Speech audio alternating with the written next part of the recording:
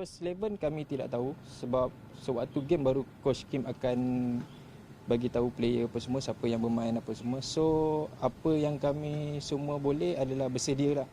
Sebab kita tahu Coach Kim percaya kepada semua player yang sedia ada sekarang ni. Dan siapa yang bermain sekalipun, kami semua akan cuba bagi yang terbaik lah. Bagi kami, benda tu tak kira lah walaupun kita tahu siapa first 11, siapa sub, apa semua sekalipun. Bagi kami perlu bersedia. Setiap minit tu kami perlu bersedia lah. Setiap mistik yang kami lakukan tu kami perlu perbaiki sebab kita tahu dalam kelaikan Piala Asia tu setiap mistik-mistik ni akan orang cakap boleh membawa pada lah. So apa yang kami semua akan cuba adalah perbaiki setiap kesilapan kami untuk game yang akan datang nanti. Itu kami akan cuba bagi yang terbaik je lah untuk orang cakap permainan yang diterapkan Coach Kim. So apa yang kami semua mampu adalah bagi yang terbaik dan harap semua mendoakan kami lah semasa perlawanan Hong Kong tu nanti.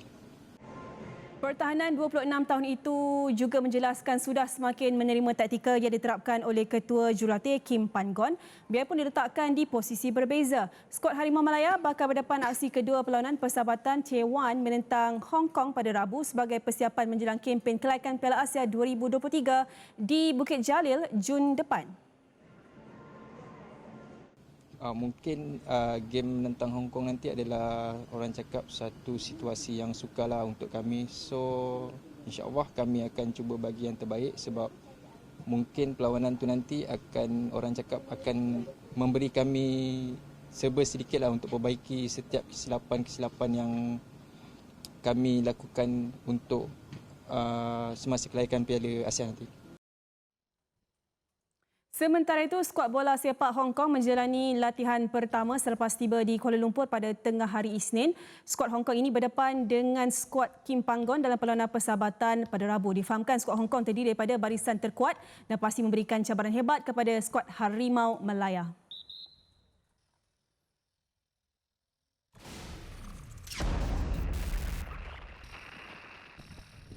Okey, untuk mengetahui lebih lanjut status skuad Hong Kong yang dilaporkan tadi tiba di Malaysia pada jam tengah hari kita bersama dengan Kal Nunis.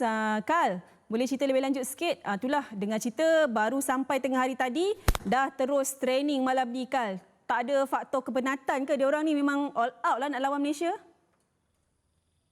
Okey, baik Suzana dan juga semua peminat sukan Astro Arena, kami difahamkan skuad kebangsaan Hong Kong ini sepatutnya dijadual beraksi untuk sesi latihan rasmi di Stadium Bukit Jalil, namun atas beberapa faktor mereka melakukan sesi latihan di Bukit Jelutong ini yang lebih berdekatan dengan penginapan mereka di Subang Jaya. Okey, baik, kita nak berbicara mengenai interparti skuad Hong Kong yang selepas era kepimpinan Kim Pan-gon sekitar 2018, mereka sudah pun beralih arah kepada 3 jurulatih yang berbeza dengan cara yang berbeza.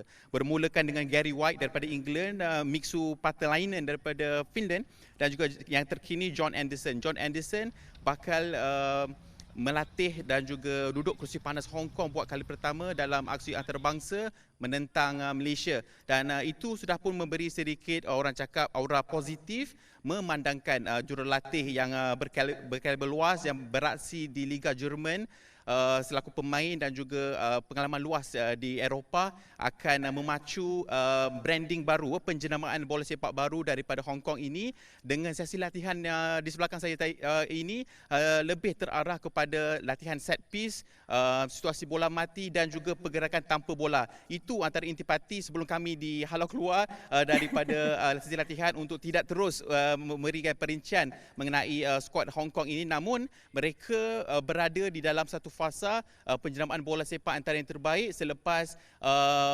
memilih 4 pemain Brazil untuk dinaturalisasikan dalam fasa yang terbaru ini, dan mereka tidak sepatutnya begitu orang cakap digusarkan atas faktor mereka sudah pun berusia. Dengan goalkeeper Paulo Cesar sudah pun mencapai usia 36 tahun, sementara pertahanan tengah Thomas Maronesi berusia 37 tahun, yang selebihnya berusia 33 tahun, antaranya Diego Eli, Fernando yang bermain dengan dengan pasukan di Liga Hong Kong selama 7 tahun. Kenapa mereka berusia dan kenapa masih lagi kudrat mereka diteruskan dimahukan di Hong Kong atas faktor tempoh yang untuk mendapatkan status naturalisasi sekurang-kurangnya beraksi di Liga Hong Kong untuk 7 tahun. Atas faktor itu mereka hadir pada pertemuan ini dengan serius selepas mereka berkampung di Thailand hampir lama beraksi dalam aksi separuh profesional dengan klub tempatan dan juga pasukan belia Thailand untuk mempersiapkan perlawanan pada hari Rabu nanti menentang Malaysia, dan mereka tidak harus dipandang mudah khususnya pada gerakan set piece situasi bola mati.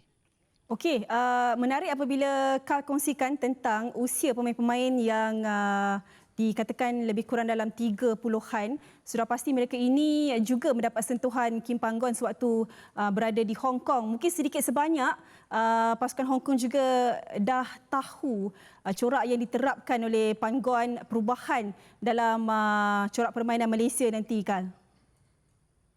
Saya sempat berbicara mengenai dengan barisan kejurulatihan Hong Kong. Tak lama, dalam 2 minit, mereka cukup kenal dengan Cik Kim Panggon. Falsafah, orang cakap budaya Kim Panggon dalam pasukan itu, formasi yang disukai Kim Panggon. Namun mereka tidak ambil pusing begitu sangat mengenai pasukan Malaysia. Apa yang lebih penting, mereka harus orang cakap beri yang terbaik dengan ideologi dan juga taktikal yang tersendiri. Henderson ni sebenarnya, John Henderson ni lebih gemar untuk melakukan orang cakap bola sepak moden daripada bertahan yang selama ini tidak menghasilkan apa-apa untuk Hong Kong. Dan atas faktor itu mereka hadir pada pertemuan menentang Malaysia nanti dengan orang cakap tidaklah begitu bertahan di kubu sendiri. Sebaiknya mereka akan cuba memberikan ancaman juga. Dan berbicara mengenai pemain yang Brazil yang dinaturalisasikan ini, mereka tidak sempat untuk beraksi dengan Kim Panggon. Saya kira kebanyakan pemain 4 pemain import ini kurang daripada 2 tahun beraksi bersama dengan pasukan Hong Kong. Itu sudah cukup orang cakap memberi satu ideologi baru untuk Malaysia. Siapa yang bakal dipertaruhkan Hong Kong, namun muka-muka ini muka yang sama beraksi di liga profesional yang tertinggi di Hong Kong. Seperti Fernando Diego Elai, ini merupakan orang yang harus kita kenal pasti ancaman yang mereka lakukan. Sementara Jahangir Khan, bakat daripada lahir Pakistan dan dibesarkan di Hong Kong. Ini orang cakap ramuan prodigi. Pemain baru meningkat naik daripada Hong Kong yang harus kita waspada, yang selebihnya hanya masa yang akan dapat menentukan. Okey, Karl. Saya rasa tak berapa jelas dah audio Karl buat masa ni. Kalau Karl boleh dengar, nak cakap dengan Karl, hati-hati awak jadi perisik kat sana. Jangan kena halau lagi, Karl. Terima kasih, Karl.